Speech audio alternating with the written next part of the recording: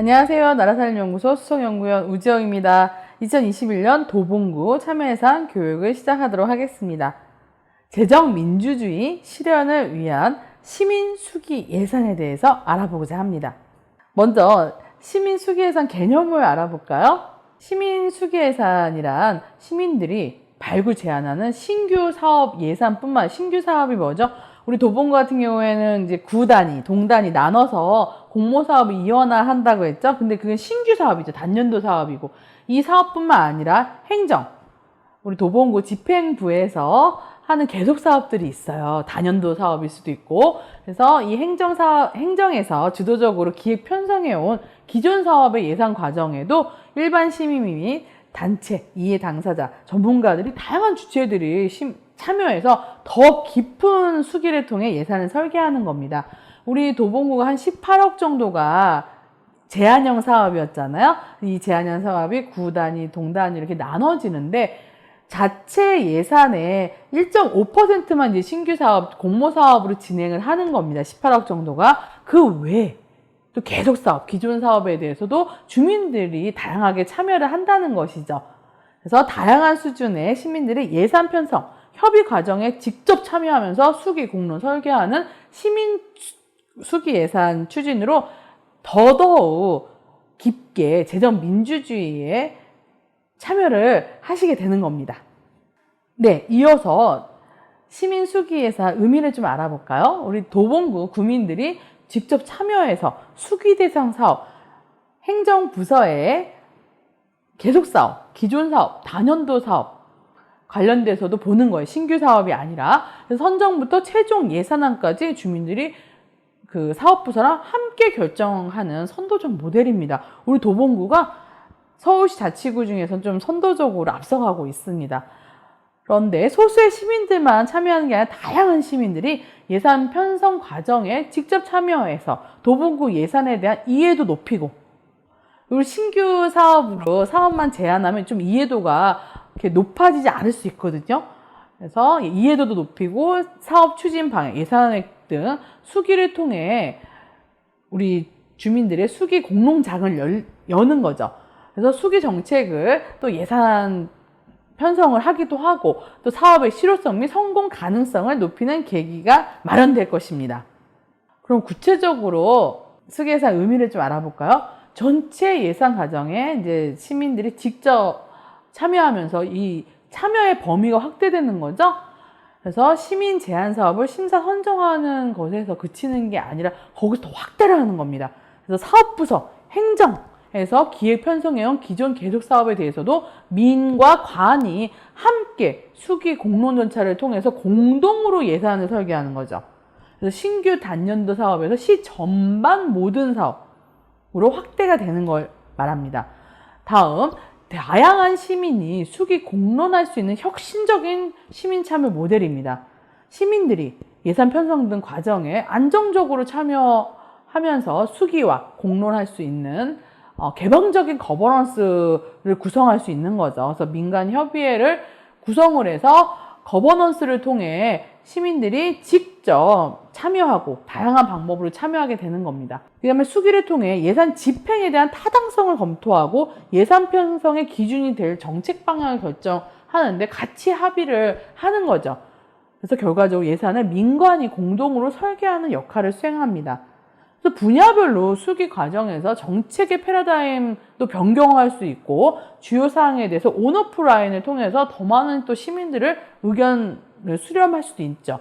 예시로 사회적 경제 사업, 한마당 이런 사업에 대해서 시민 의견을 수렴한 바가 있습니다. 또한 수기 예산 추진 방향에 대한 의회 전문가, 시민단체의 의견을 제시하고 또 자문하고 모니터링하는 기구를 구성해서 운영할 수가 있습니다. 또 시간 공간의 제약 없는 온라인 수기 공론장도 올해 또 활발히 구성하고 운영하면 좋을 것 같아요. 그러면 더 많은 시민들이 참여하고 의견을 제시할 수가 있겠죠? 또한 수기 정책이 예산으로 반영되는 과정을 직접 체험하면서 예산의 어떤 효능감도 또 재정 민주주의가 뭔지를 느끼면서 시민들의 만족도를 제고하게 될 겁니다. 시민들이 참여하고 행정과 함께 논의하고 의견을 제시하고 이런 수기 과정을 통해서 편성한 예산이 다음 연도 예산안에 반영되는 과정을 직접 체험하게 되면 시민들이 만족도와 또 그에 상응해서 책임감이 제고가 되겠죠. 시민은 단순하게 이 예산 낭비 아니야, 이거 왜 불필요한 예산 편성했어, 이런 불평 불만을 제기하는 수준에서 벗어나 예산 과정에 참여를 하면서 이런 수기 과정을 통해서 문제 해결을 직접적으로 하면서 실질적인 대안을 제시하게 되는 거죠. 민과 관이 예산의 공동 설계자가 된다는 게 상당히 의미가 있습니다. 한정된 재원안에 우선순위를 고려하고 예산의 효능감과 효율성을 증대하는 데 또 수기 예산의 의미가 있는데요. 한정된 재원에서 사업의 우선순위를 결정하고 어떤 사업을 먼저 해야 효과를 가져올 수 있느냐 합의 토론이 가능합니다. 기존에는 무조건적으로 예산을 선점하는 경향이 있었죠. 하지만 주민 각자가 사업에 대한 타당성, 그간 언론이나 시의회에서 제기됐던 문제점들을 파악을 해서 찬반 토론 등을 거쳐서 우선순위에 대해서 합의를 이룰 수 있을 겁니다. 최초로 도입하는 도봉형 수기 예산제 도입 부분을 알아보도록 하겠습니다. 제가 주민참여예산 운영 계획 설명할 때도 좀 설명한 바가 있는데 한번 조금 반복해서 말씀을 드릴게요. 우리 수기 예산제는 제한형과 다르게 더 깊은, 주민들이 더 깊숙이 더 많은 예산을 다루게 되는 거죠. 그래서 추진 배경 같은 경우 2011년부터 예산 편성 과정에 이제 사업 제안으로 주민 참여를 보장하고 있었어요. 도봉구가 아주 다른 자치구에 비해서도 더 활발히 하고 있었는데 기존 어떤 사업에 대해서 주민들이 의견을 내는 방법이 물론 있습니다. 주민 의견서라는 방법이 있지만 주민 의견서로 그냥 의견 수렴하는 차원이 아니라 직접 사업부서의 사업 계획서를 보고 이에 대한 의견을 제출을 하고 민관이 공동으로 예산을 설계하는 게 되게 중요해지고 있는 거죠. 그래서 지방재정법 시행령이 개정이 됐어요. 그래서 주민 참여 범위가 확대가 되면서 우리 주민들이 예산 편성뿐만 아니라 전체 예산 과정, 예산의 전체 과정이 뭐죠? 예산의 편성, 예산의 심의, 집행, 결산까지예요. 이 전체 예산 과정으로 주민들이 참여할 수가 있도록 된 거죠. 이에 따라 더 깊은 주민 참여, 도봉형 수기 예산제가 도입이 됐습니다. 우리 8월, 10월 정도 돼서 일반 회계 예산 대상으로, 올해는 물론 시범 사업이에요. 그래서 대상으로 수기 예산을 대상을 결정을 하고 우리 위원님들이나 주민들이 참여를 하셔갖고 기존의 계속사업, 단연도 사업에 대해서 의견을 제시하고 우선순위를 결정하고 또 좀 더 필요하다면 예산 규모로 또 증가할 수도 있죠. 필요한 사업이라면 그런 수기 예산 공론장이 열리게 될 것입니다. 그럼 추진 방법을 좀 보면요. 앞서 간단하게 설명드렸지만 기존의 주민 참여 예산제는 대상이 신규 단년도 사업이었고 절차는 제안, 심사, 선정에 이르는 거였죠. 그다음에 규모는 17억 내외였어요. 2021년도는 이제 18억까지 또 되는데 그 도봉형 수기 예산제는요. 기존의 어떤 제한형이랑 다르게 전체 기존 사업, 물론 인건비 법정 경우는 제외를 하고 전체 기존 사업, 계속 사업, 단연도 사업까지 확대해서 주민들이 의견을 제시할 수가 있습니다. 그래서 수기 대상을 선정하고 사업부서와 행정과 주민들이 만나서 수기 공론을 하고 공론을 통해서 주민들이 적극적으로 의견을 제시하게 됩니다. 올해는 시범사업인데 단계적 확대 예정이라네요. 그래서 이렇게 도봉형 수기 예산제가 어떻게 진행되는지 관심 부탁드리겠습니다. 그러면 우리가 수기 예산을 고려할 때 몇 가지 사항들을 좀 같이 봤으면 좋겠는데요. 우리 계속 사업들을 쭉 보면 정말 이게 목적에 일치하는지 한 목적성을 고려할 필요가 있는데 이 사업의 내용이 사업 목적 달성을 위해서 고려되어야 되는 사항이 무엇인지 검토할 필요가 있습니다. 첫 번째 그래도 그 법정 근거, 상위 법령과 조례죠. 기존 사업들이 또 상위 법령이 바뀌는데 그 반영을 또 못한 경우도 있어요. 그래서 법적 근거, 또 사업 계획의 타당성이 있었는지, 사업 수단과 방법, 프로그램 사업을 할지 행사 사업으로 해야 되는 건지, 그 다음에 시설이라면 설치 사업으로 하는 건지 이런 사업 방법을 잘 이제 설정을 해야겠죠. 제일 중요한 건 또 사업비가 적정한지, 사업비 효율성, 그리고 사업의 목표 달성이 가능한지, 사업 효과와 성과 부분 되게 중요하죠. 그래서 한 목적성, 목적에 맞게 설계가 되어 있는지를 수기 예산을 통해서 지적해 줄 수 있고요. 그리고 공공성 및 지역 발전이에요. 이 사업이 주민의 복리 증진과 지역경제 발전을 위해서 고려되어야 될 점은 무엇인지, 공익을 우선하는 공공성, 특정 수혜 부분이 없어져야겠죠. 그래서 그런 수혜 대상은 또 어느 특정 단체, 특정 사람에게 특혜가 가지 않은지를 한번 따져볼 필요가 있고, 공평성, 어느 동에만 편중 지원되어 있지 않는지, 그런 어떤 지역별 균형성, 이런 부분도 볼 수 있죠. 그리고 이 사업이 주민들의 의견을 적극적으로 수렴해서 시행되는 사업이어야 되는데 정말 수렴을 하고 실행을 하고 있는 건지, 그리고 사회적 약자를 배려했는지, 또 지역 개발 부분에서 이 사업의 수단, 방법, 그런 부분들이 적절하게 설계되는지도 또 같이 볼 수도 있는 거죠.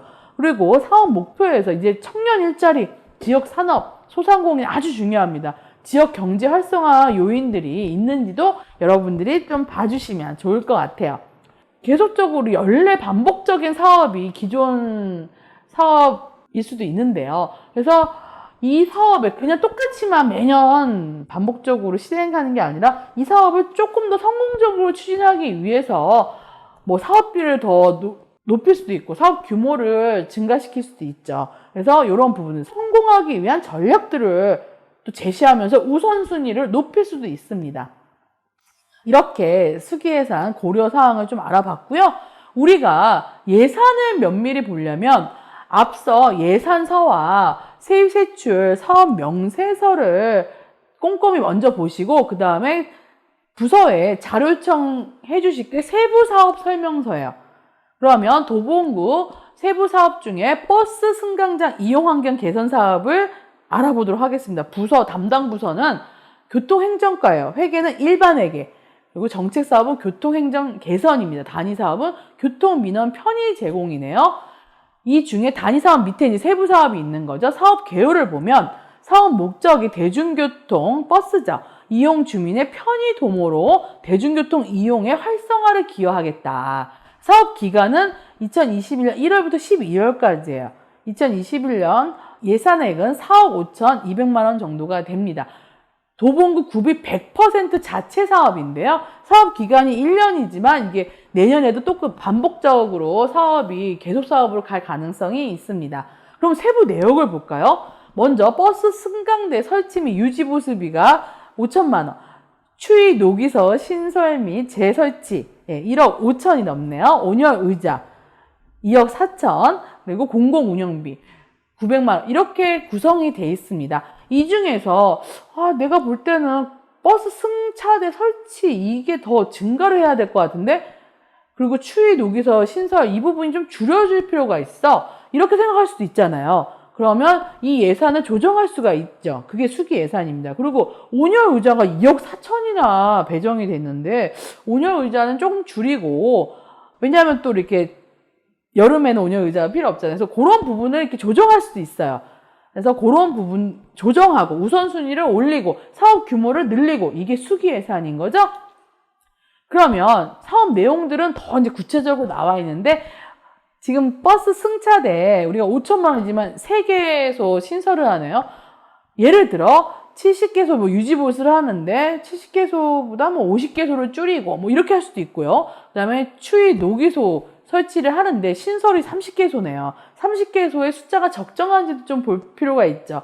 그 다음에 온열 의자 설치 40개소에 하는데 예산이 적정한지, 이런 부분들을 또 구체적으로 보시는 게 수기 예산입니다. 세부사업 설명서 보기를 보면 이제 공공운영비, 시설비 이렇게 2020년 예산액이 있고 2021년 본 예산액이 있어요. 본 예산액이 당초 예산, 처음 예산이라는 뜻입니다. 그래서 2020년에는 3억 7,800만 원 정도였고 증액을 한 거죠. 그래서 7,400만 원 증액이 돼서 4억 5,200만 원 정도가 올해는 편성이 된 겁니다. 그래서 이렇게 이제 이 예산들을 좀 볼 줄 아셔야 될 것 같아요. 그리고 세부사업 이제 설명서 산출 기초까지 보신다고 하면 공공운영비 아까 940만 원 정도였는데 공공운영 뭐지? 전기사용료, 통시사용료. 통시사용료가 왜 이렇게 많이 나오지? 140만 원 정도 이게 적정한가? 이렇게도 볼 수도 있고요. 시설비는 이제 4억이 넘습니다. 그래서 버스 승차대 추이 노이소 온열 의자 이렇게 있는데 적정한 그 대상 뭐 70개 뭐 91개 이렇게 배치가 되죠. 이렇게 적절한지 해당 사업 대상들이 그런 부분들도 좀 이렇게 면밀히 보시면 좋을 것 같죠? 그래서 시설비 예산은 충분히 보셔갖고 이 내에서도 예산을 조정할 수가 있다는 거예요. 그래서 왜 이 예산은 추이 노기소 설치 사업은 1억 5천이 편성이 됐습니까? 이렇게 사업부서한테 물어보면 사업부서가 적정하게 이제 답변을 하겠죠. 사업 타당성을 고려를 해서 이렇게 신규 설치를 30개소를 9천만 원 규모로 하려고 하면 이렇게 설명을 하실 겁니다. 그러면 그게 적정한지를 들어보고 판단을 하셔갖고 조정을 하시면 되는 거죠. 그게 수기 예산입니다. 그러면 세부사업 설명서 마지막 장인데요. 이 사업은 중기지방재정계획에 의해서 집행되고 있는 사업이에요. 중기지방재정계획 지난 시간에 설명드렸죠.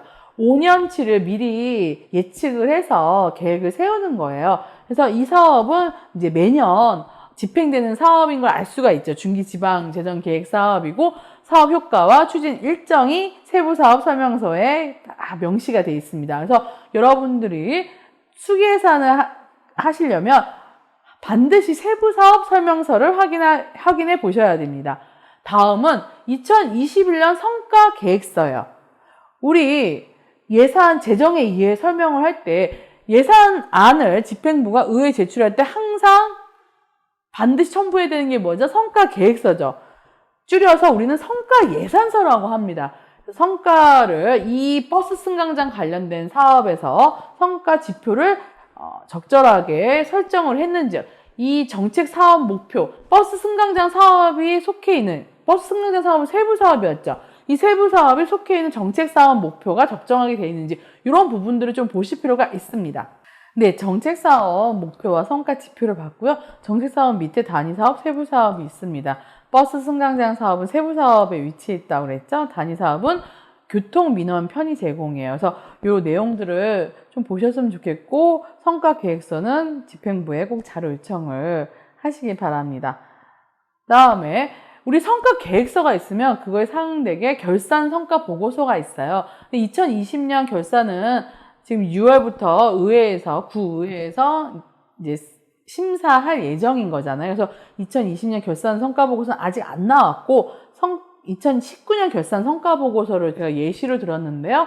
이 성과 계획서와 짝꿍이 결산 이제 성과 보고서입니다. 그래서 2020년 결산 전에 2019년 결산 성과 보고서를 통해서 이 성과를 냈는지 어떤지 판단해 볼 수가 있겠죠. 그래서 성과 보고서도 좀 참고를 해보시면 좋을 것 같아서 제가 예시로 들어봅니다. 2019년 결산 성과 보고서를 보고 계시는데요. 우리가 2021년 예산 성과 계획서 봤죠. 거기에 이제 버스 승강장 사업이 있었고 관련돼서 2019년 이제 결산 때도 그 사업이 소속돼 있습니다. 단위 사업 교통 민원 편의 제공 단위 사업에 들어가 있는데 여기서는 마을버스 정류소 승차대 설치 및 유지 보수 이렇게 약간 세부 사업명은 좀 다르죠. 네, 들어가 있습니다. 그래서 이런 이제 성과 보고서도 참고하면 좋을 것 같아요. 마지막이에요. 이제 참고 자료. 우리가 이런 예산 사업들을 알기 위해서 지금은 인터넷에 많이 재정 공개가 돼 있습니다. 먼저 행안부 지방재정 365를 활용하는 방법이 있는데요. 네이버, 구글 다음 사이트에서 편하게 지방재정 365를 검색하시면 집행 부분에서 세부 사업별 세출 현황이 있어요. 그래서 이 부분 도봉구 세출 사업을 알 수가 있습니다. 그래서 한번 확인해 보시면 좋을 것 같고요. 또는 참고자료 두 번째인데 서울정보소통광장 서울시에서도 또 재정정보 사이트를 운영하고 있으니까요. 여기 들어가서 보시고 또 서울시 같은 경우에는 사업계획서까지 결제문서로 다 올려져 있죠. 그래서 통합검색을 통해서 더 면밀히 보시면 될 것 같은데 저는 서울정보소통광장 바로 들어가지 않고요. 구글을 통해서 서울 정보 소통 광장으로 들어가는 경우도 있거든요. 그래서 그렇게도 좀 자세한 내용을 알고 싶을 때는 서울시 사이트를 활용하는 게 좋을 것 같습니다. 다음은 계약 관련된 내용도 좀 보시면 좋을 것 같아요. 그래서 서울 계약마당 보시면 그 사업에 모든 사업들이 뭐 수의계약, 또 입찰 이렇게 계약을 하죠. 그래서 계약마당 가서 계약 사항들을 보시면 될 것 같고요. 이 시민수기예산 이제 실습에서 요 표는요, 서울시 시민수기예산 수기형 그 결과표입니다. 그래서 이런 이제 표도 참고를 하셔갖고 우리 수기 배분액이 얼마였는데 수기 대상은 사업수가 몇 건이었고 금액은 얼마인데 수기 결과는 몇 건, 사업수 몇 건, 금액은 어떻다. 이렇게 수기 결과를 작성하게 됩니다. 또한 수기 결과 이제 사업 목록들을 쭉 정리를 해서 목록과 또 사업 결과서를 같이 우리 주민들이 직접 작성하게 되는 거죠. 그러면 마지막으로 예산에 대한 수기를 한다는 것은 예산의 수기 과정은 예산 구조를 정확하게 이해하는 겁니다. 신규 사업으로 우리가 사업 제안만 하게 되면 예산 전체 구조를 정확하게 이해하기가 힘들어요. 그래서 참여의 효능감을 높이는 것과 동시에 핵심적인 예산 관련된 이해 당사자들의 합의를 바탕으로 기존 사업의 변경이나 새로운 사업의 제안을 효과적으로 하기 위한 방법인 거죠. 이와 같이 수기예산 참여는요, 뛰어난 개인의 참여보다는 평범한 시민들의 집합적 참여가 상당히 중요합니다. 즉, 제한형이건 수기형이건 참여 예산의 과정은 개인의 필요를 해소하는 과정이 아니라 우리 지역 공동체, 공동의 문제를 발견하고 이를 함께 해결하기 위한 수단으로서 예산을 활용하기로 결정하는 과정으로 이해하시면 좋겠습니다. 네, 그 수기 예산까지 이제 강의 들어주셔서 감사드리겠습니다.